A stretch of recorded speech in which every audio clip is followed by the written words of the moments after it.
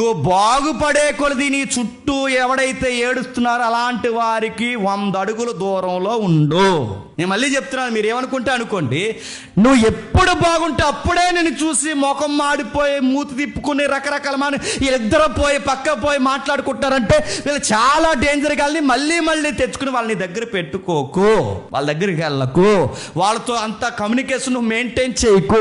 వాళ్ళ బాగోరు ప్రస్తుతానికి సమాధాన పడినట్టు కనబడతారు, కానీ మనం చెప్పాను పుట్టుకతో వచ్చినవి పొల్లల్లో పెట్టే వరకు పోవు.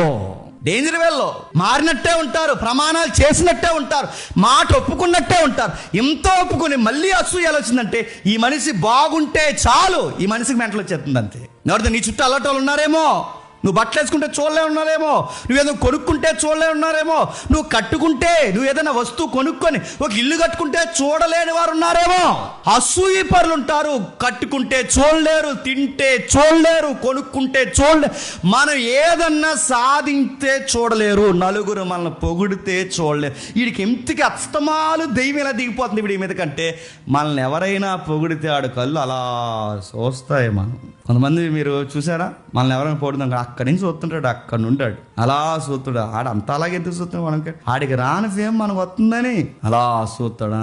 ఫోటోలు తీస్తున్నారా జేమ్స్ గడితో, చూద్దాం లాస్ట్ ఫోటో ఇచ్చేయాలి వీడికి అనుకుంటారు.